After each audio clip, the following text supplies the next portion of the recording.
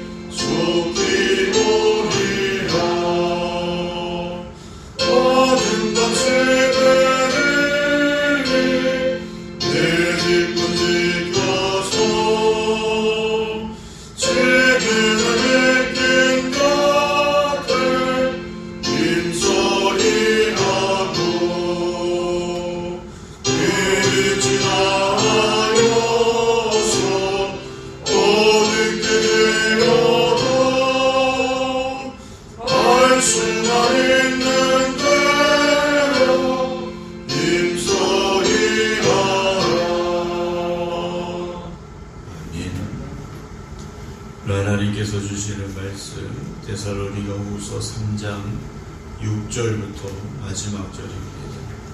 데살로니가후서 3장 6절부터 마지막 18절 말씀입니다.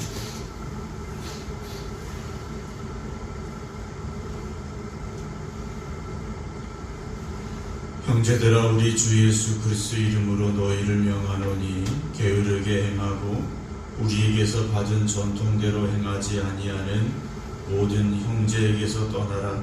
어떻게 우리를 본받아야 할지를 너희가 스스로 아나니 우리가 너희 가운데서 무질서하게 행하지 아니하며 누구에게서든지 음식을 값없이 먹지 않고 오직 수고하고 애써 주야로 일함은 너희 아무에게도 폐를 끼치지 아니하려 함이니 우리에게 권리가 없는 것이 아니요 오직 스스로 너희에게 본을 보여 우리를 본받게 하려 함이니라. 우리가 너희와 함께 있을 때에도 너희에게 명하기를 누구든지 일하기 싫어하거든 먹지도 말게 하라 하였더니 우리가 들은즉 너희 가운데 게으르게 행하여 도무지 일하지 아니하고 일을 만들기만 하는 자들이 있다 하니 이런 자들에게 우리가 명하고 주 예수 그리스도 안에서 권하기를 조용히 일하여 자기 양식을 먹으라 하노라. 형제들아, 너희는 선을 행하다가 낙심하지 말라. 누가 이 편지에 한 우리 말을 순종하지 아니하거든 그 사람을 지목하여 사귀지 말고 그로 하여금 부끄럽게 하라. 그러나 원수와 같이 생각하지 말고 형제같이 권면하라. 평강의 주께서 친히 때마다 일마다 너희에게 평강을 주시고 주께서 너희 모든 사랑과 함께 하시기를 원하노라. 나 바울은 친필로 문안하노니 이는 편지마다 표시로서 이렇게 쓰노라. 우리 주 예수 그리스도의 은혜가 너희 무리에게 있을지어다. 아멘. 오늘 데살로니가 후서의 말씀 이제 마무리하게 되는데요. 데살로니가 전서와 후서는 그리 길지 않은 그런 내용으로 되어 있죠. 데살로니가 전서는 5장까지, 또 후서는 3장까지로 되어 있습니다. 그러나 바울이 이 이 짧은 편지를 썼지만 그가 데살로니가 교회를 향한 칭찬의 마음도 있지만 또 경고의 마음도 있음을 우리가 보게 됩니다. 그러니까 한 글자 한 글자 써내려가면서 바울은 정말 데살로니가 교회를 사랑하는 그런 마음을 가지고 이 편지를 써 내려갔을 것입니다. 오늘 데살로니가 전서 후서의 이제 마지막 부분의 말씀을 나누게 되는데요. 바울은 성도들에게 어떻게 살라고 하느냐, 하나님의 은혜에 합당한 삶을 살라고 그랬습니다. 하나님이 나를 이렇게 사랑하시는구나, 하나님이 나를 이렇게 사랑하시는구나라는 그 은혜 가운데서 그럼 나도 하나님을 이렇게 사랑해야 하는 것이구나라는 것을 고백하는 그런 삶이 되라 하는 것이죠. 우리도 신앙생활 한다라는 것은요, 하나님의 사랑 앞에서 나도 하나님 사랑합니다 고백하며 살아가는 것이 신앙의 삶이라 말할 수 있을 것입니다. 오늘 6절 말씀 보면 형제들아 우리 주 예수 그리스도 이름으로 너희를 명하노니 라고 말하죠. 그러니까 바울은 이렇게 했으면 좋겠습니다, 이렇게 했으면 좋겠습니다 라는 말이 아니라 이렇게 살아야 된다 라고 명하는 거죠. 게으르게 행하고 우리에게서 받은 전통대로 행하지 아니하는 모든 형제에게서 떠나라 라고 말합니다. 게으름이 나오고요, 그리고 받은 전통대로 행하는 것, 이런 말씀이 나오고요. 그리고 12절에 먼저 보게 되면 조용히 일하여 라는 말도 나옵니다. 두 가지의 모습이 있을 수 있겠죠. 받은 가르침 그대로 힘써 살아가는 사람이 있고, 또 그것을 자기 마음대로 생각하고 또는 해석해서 자기의 뜻대로 살아가는 사람이 있을 겁니다. 그럼 이 당시에 게으른 사람이란 어떤 사람일까 하는 것이죠. 게으른 사람은 두 가지로 생각할 수 있습니다. 한 가지는 주님 오실 날 됐으니까, 주님 금방 오신다고 했으니까 일해서 뭐 하느냐 라고 생각하는 사람들이 있었습니다. 그리고 또 한 가지의 사람들은 무엇이냐면, 이 당시에 예배라는 것은 먼저 식사가 있었습니다. 주님께서 마지막 만찬을 제자들과 함께 베푸셨듯이, 그 만찬에 함께 하셨듯이 이 당시의 예배는 함께 모여서 먼저 밥을 먹는 거예요. 밥을 먹으면서 주님의 성찬을 함께 나누고 주님의 말씀을 다시 기억하는 것, 그게 예배였죠. 밥을 먹으려면 음식이 있어야 됩니다. 음식이 있어야 되는데 누군가가 음식을 준비해야 되겠죠. 아름다운 모습은 나도 이걸 가져오고 또 저 사람도 가져오고 함께 모여서 함께 가져와서 함께 먹으면서 주님의 은혜를, 십자가의 그 고백을 우리가 할 수 있어야 되는데, 누군가는 가져오지 않고 준비하지 않고 먹으려만 했다라는 거죠. 때로 어떤 경우에는 다른 사람들을 기다리지 못하고 준비된 음식을 먼저 먹어버리는 사람들도 있었더라는 다른 곳의 말씀도 우리가 보게 되는데요. 누가 가져오니까 나는 안 해도 돼, 내가 굳이 가져가야 돼, 이런 사람들도 있었다라는 것이죠. 그러나 교회는 그렇지 않다라는 거죠. 누군가만 하는 것이 아니고 누구만 해야 되는 것도 아니고 우리 모두가 다 각자에게 맡겨진 사명을 가지고 충성되이 힘써 일해야 하는 것이라는 거죠. 저는 우리 생각교회 모든 성도들이 누가 하니까 누가 하겠지 이것이 아니라, 주님 내가 여기 있습니다, 주님 내가 일하겠습니다, 주님 내게 주신 사명 잘 감당하겠습니다 고백할 수 있고, 또 그렇게 신앙생활하기를 주님의 이름으로 축원합니다. 바울이 말합니다. 7절에 어떻게 우리를 본받아야 할지를 너희가 스스로 아나니 우리가 너희 가운데서 무질서하게 행하지 않았다라고 말하죠. 아까는 게으르게 행하는 사람들이 나왔는데 여기서는요, 무질서하게 행하는 사람들이 나옵니다. 같은 의미. 게으르다라는 건 교회 안의 질서를 지키지 않는 사람들이 바로 게으른 사람들이 됐다라는 거죠. 교회는 우리가 주님의 몸된 교회라고 말합니다. 몸의 모든 기관들이 막히지 않고 잘 통해야 되는 거죠. 모든 기관이 잘 움직여야 되는 겁니다. 교회도 마찬가지입니다. 교회도 모든 성도들이 또는 모든 기관들이 잘 움직여야 됩니다. 맡겨진 역할을 잘 감당해야 된다는 거죠. 거죠. 근데 바울은 이걸 보여주었다라는 거죠. 바울 스스로가 바울과 함께하는 실라와 디모데가 이런 것들을 보여줬다라는 겁니다. 왜냐? 이렇게 살라고 본이 되기를 원했다라는 거죠. 우리가 신앙생활하면서요, 누군가에게 신앙의 본이 된다라는 것은 정말 아름다운 일입니다. 어떤 분이 신앙생활을 열심히 해요. 집사님은 어떻게 이렇게 신앙생활 열심히 합니까? 어떻게 이렇게 아름답게 합니까? 목사님, 저는 아무개 권사님 보고요, 신앙생활 이렇게 배웠어요 라고 말할 수 있다면 여러분, 얼마나 아름다운 일이겠습니까?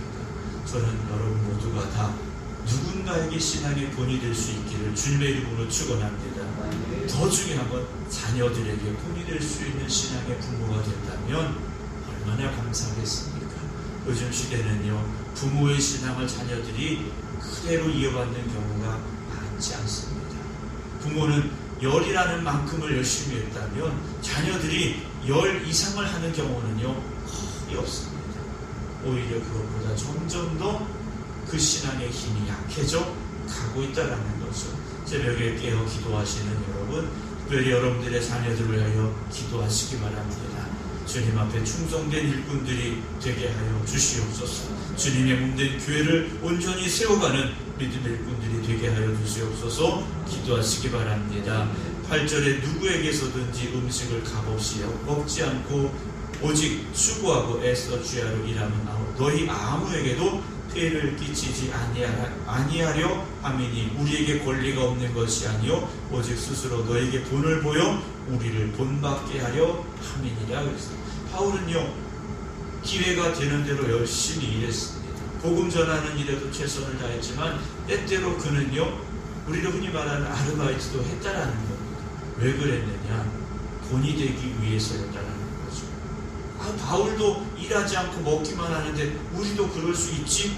이런 말이 나오지 않냐도록 성도들에게 본이 되고자 힘썼다라는 거죠. 그래서 10절에 말하면요, 10절 말씀 보면 우리가 너희와 함께 있을 때에도 너희에게 명하기를 누구든지 일하기 싫어하거든 먹지도 말게 하라 그랬습니다.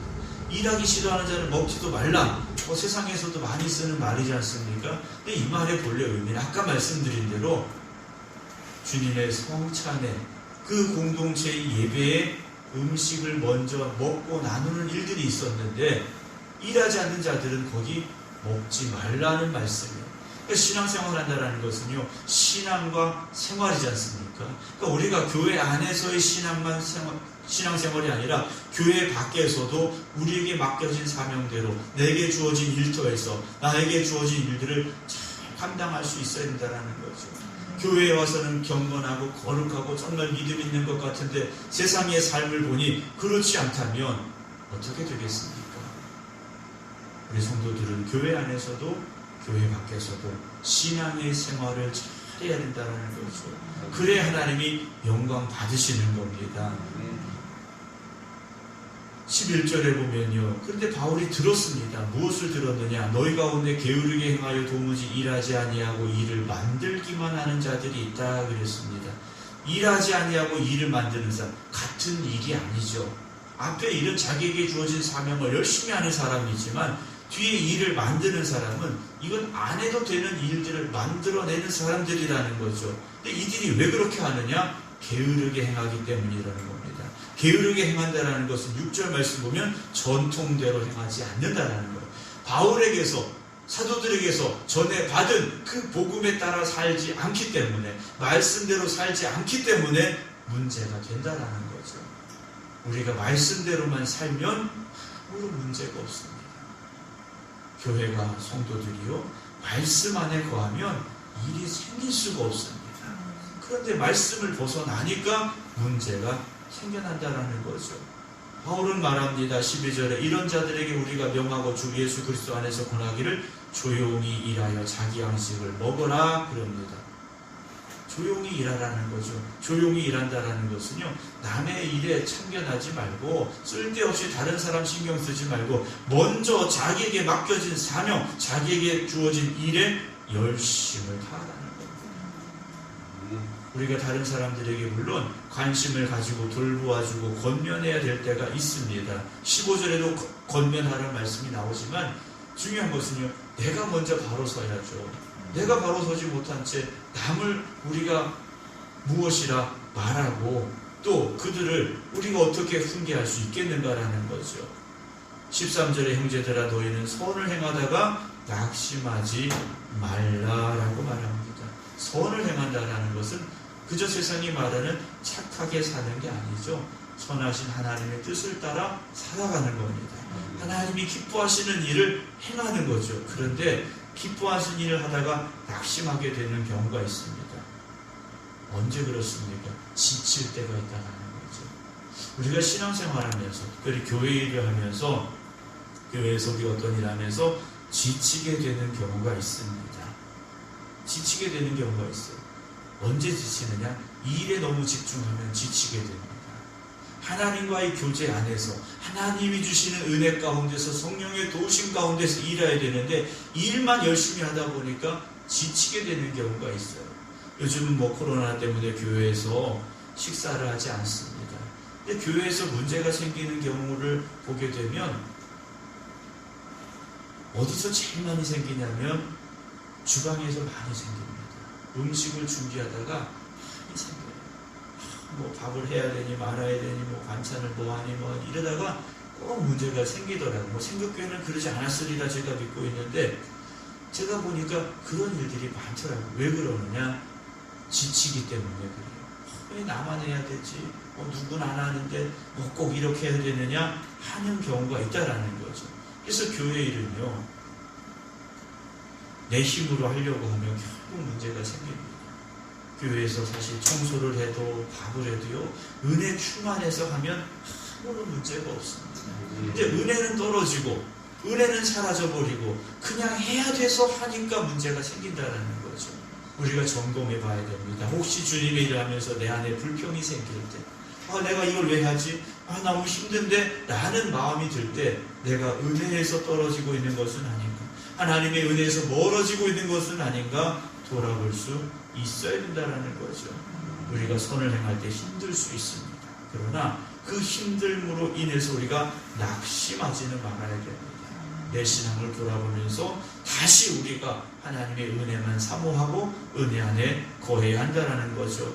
그런데 바울이 말합니다. 14절에 누가 이 편지한 우리 말을 순종하지 아니하거든 그 사람을 지목하여 사귀지 말고 그로 하여금 부끄럽게 하라 그럽니다. 그런데 원수같이는 생각하지 말라. 우리가 교회 안에서요, 원수같이 상대방을 보지 말아야 됩니다. 주님은요, 원수까지도 사랑하라 하셨거든요. 그러니까 우리는 성도들을 대할 때 사랑의 대상이지 미워하고 멸시하고 또는 멀리하는 그런 사람으로 보지는 말자라는 거죠. 가끔 마음이 안 맞을 때가 있죠. 부모하고 자식 간에도 마음이 맞지 않습니다. 부부 간에도 마음이 안 맞을 때가 있어요. 교회 안에서도 얼마든지 그럴 수 있죠. 그러나 이것이 원수가 되라는 말씀이에요. 마음이 안 맞을 때는 먼저 기도해야 되는 거죠. 그리고 상대방을 위해서 우리가 더 기도해야 되는 겁니다. 그러면서 우리가 주님이 기뻐하시는 그 모습으로 나아갈 수 있어야 되는 거죠. 16절 평강의 주께서 친히 때마다 일마다 너희에게 평강을 주시고 주께서 너희 모든 사람과 함께 하시기를 원하노라. 바울은 간절히 그들을 향하여 축복하고 있습니다. 주님은 평강의 주님이십니다.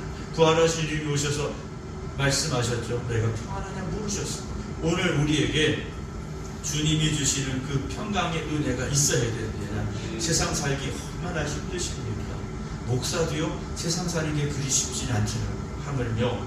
세상에서 세상 사람들 속에서 어쩔 수 없이 부딪히며 살아가는 여러분들이 마음의 평강을 뺏겨서는 안 됩니다. 세상 살기가 힘들지만 주님이 주는 그 평강을 누리시기 바랍니다.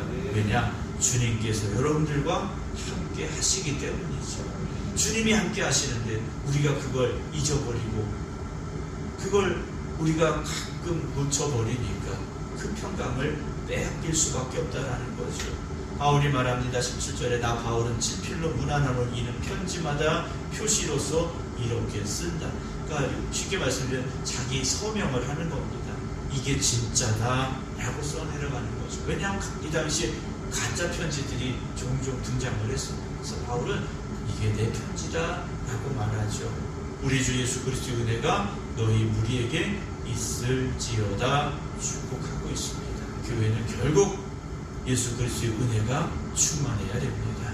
은혜가 충만한 교회는 건강한 교회가 될 수 있습니다. 은혜가 사라져버리면, 은혜를 놓쳐버리면 교회는 건강할 수가 없습니다. 우리 생명교회가 하나님의 은혜가, 주 예수 그리스도의 은혜가 충만함으로 건강한 교회가 되어지고, 이 교회에 속한 우리 모두가 다 주님 안에서 평강을 누리고 행복한 성도들 될 수 있기를 주님의 이름으로 축원합니다. 기도하겠습니다. 하나님 아버지 감사합니다. 주님께서 이곳에 주님의 몸된 교회를 세우시사 그 교회 안에 하나님의 충성된 일꾼들로 저희들을 택하여 불러주시어서 주님 앞에 충성하며 교회를 세워가는 일에 헌신하도록 저희들이 쓰임받게 하여 주셔서 감사합니다. 그러나 때로 우리가 은혜를 잃어버리고 주님의 십자가를 바라보지 못할 때 우리도 연약해집니다. 때로 불평하게 됩니다. 때로 우리가 문제가 될 수도 있습니다. 주님 기도드리는 성도들이 먼저 깨어나게 하여 주시옵소서. 오직 주님의 은혜만 사모하게 하여 주시옵시고 부름받은 이 자리에서 충성하게 하여 주시옵소서. 그러나 지치거나 낙심하지 아니하도록 주님께서 함께하여 주시어서 오늘도 주님이 나와 함께 하십니다. 성령님께서 내 안에 역사하십니다. 그 믿음의 고백으로 주신 사명 기쁨으로 감당할 수 있는 저희들이 되게 하여 주시옵소서. 특별히 이 교회가 주님의 몸된 교회로서 영적으로 건강한 교회가 되기를 주님 앞에 간절히 기도드립니다. 모든 성도들이 믿음 안에서 하나 되게 하시고 사랑으로 서로를 붙잡아 주게 하여 주시옵시고 서로를 위하여 기도하게 하여 주시어서 우리가 주님 안에서 한 형제요 한 자매임을 누리게 하여 주시옵소서. 이 재단에 하나님의 은혜만 넘쳐나기를 원합니다. 은혜의 생수가 솟아나게 하여 주시어서 은혜의 강이 되게 하여 주시옵소서. 은혜의 바다가 되게 하여 주시옵소서. 오늘도 주님 주신 거룩하고 복된 날입니다. 오직 하나님의 영광을 위해 힘써 살아가는 저희들 되게 하시고 이 재단에서 드려지는 예배 가운데 오직 하나님 영광 받으시는 귀한 예배만 되게 하여 주시옵소서. 악한 사단방이 물리쳐 주시옵시고 질병으로 고통당하는 이들 치유되게 하여 주시옵시고 근심과 걱정과 염려 가운데 있는 이들이 주님 주시는 평강의 복을 누리게 하여 주시옵소서. 그래서 이 재단이 하늘의 문이 열려진 재단 되게 하여 주시옵시고 주님의 능력이 나타나는 재단 되게 하여 주시옵소서. 이제는 우리 주 예수 그리스도의 은혜와 아버지 하나님의 극진하신 사랑하심과 성령님의 감동 감화 역사하심이 주님의 날 이 거룩한 새벽 깨어 기도드리는 모든 성도들 위해 이제부터 영원토록 함께 하시기를 간절히 축원하옵나이다. 아멘.